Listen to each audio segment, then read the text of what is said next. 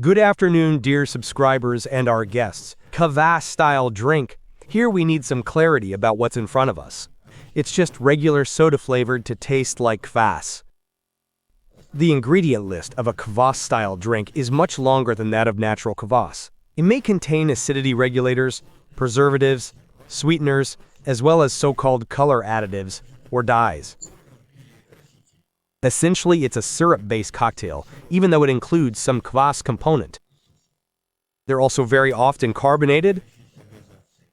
You can actually tell if artificial additives are present just by the taste.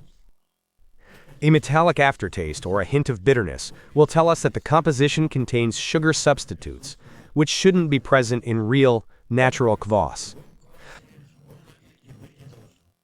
While natural kvass quenches thirst well, a Kvass-style drink will actually leave you even thirstier. To be continued, stay with us.